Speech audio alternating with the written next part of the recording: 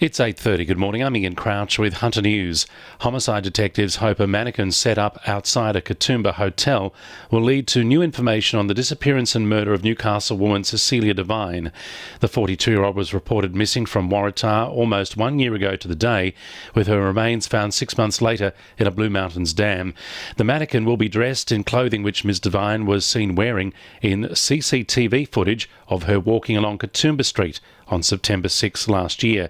At the time, she was wearing a distinctive bright yellow cardigan, black pants and carrying an orange handbag, which have not been recovered. A childcare centre in Stockton has been forced to close due to safety concerns caused by erosion of the Barry Crescent Reserve.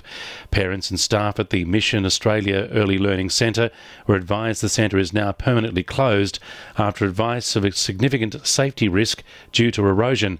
Newcastle Council CEO Jeremy Bath has told NBN News coastal engineers carried out testing which found more than 9,000 cubic metres of sand has washed from the coastline at accelerated rates. The engineers have assessed that the building is not safe for occupation, and that's certainly something that we agree with Mission Australia on. The erosion over the last couple of weeks, in fact, has been quite extreme. Newcastle City Council says it will work with the childcare centre to allow safe removal of property before the building is demolished.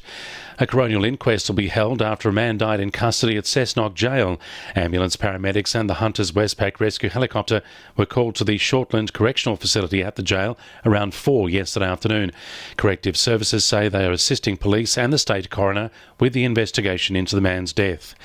Police have dismantled a cocaine syndicate operating in the Hunter. A man was arrested at Belmont Police Station yesterday, with a 24-year-old due to face Gosford local court next week.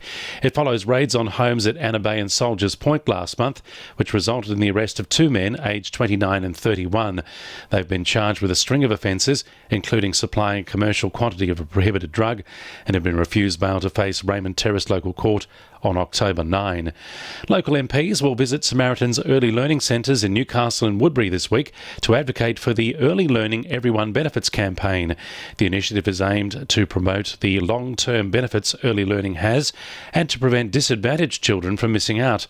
Community Services Manager at Samaritan's, Julie Pearson, says children currently only access 1 day's worth of subsidised learning. I think all children would benefit from better access. The problem with the CCS funding is that children under 3, unless their parents are working, so have the activity hours, there is very little subsidy support for them to attend an early learning centre. A fire at Gilliston Heights has burnt through 13 hectares of grass. RFS crews were called to an area near the local baseball field off Ryans Road just before 5 p.m. yesterday and managed to fully extinguish the blaze by 7 p.m. It comes as the fire danger in the Greater Hunter is rated as very high today. 2NURFM Sport. The Newcastle Jets have produced an upset 4-3 win over Perth Glory in the Surf City Cup friendly overnight on the Gold Coast. The scores were locked at 1-1 at full time, forcing the match into a penalty shootout. Keeper Luis Italiano pulled off 2 cracking saves to give the Jets the win. Knights Director of Football Brian Canavan has reportedly sounded out former Kangaroos coach Tim Sheens about joining the coaching ranks at Newcastle.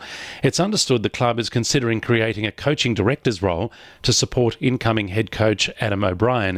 However, CEO Phil Gardner says it will be up to O'Brien to make the call on whether the appointment will be made. Sheens is said to be interested in taking on the role. Valentine co-coach Darren Sills has recruited former international Adam Hughes in a player-coach role for 2020. The 37-year-old joined Charlestown mid-season after an 18-year professional career, which included stints with England, Ireland and China. And world champion Newcastle para-triathlete Lauren Parker has all but booked her spot at next year's Tokyo Olympics after winning the ITU Grand Final in Switzerland last week. And the winning numbers in Oz Lotto are 44, 38, 39, 23, 6, 13 and 27, and the supplementaries are 7 and 2. 2NURFM News Time, 26 to 9.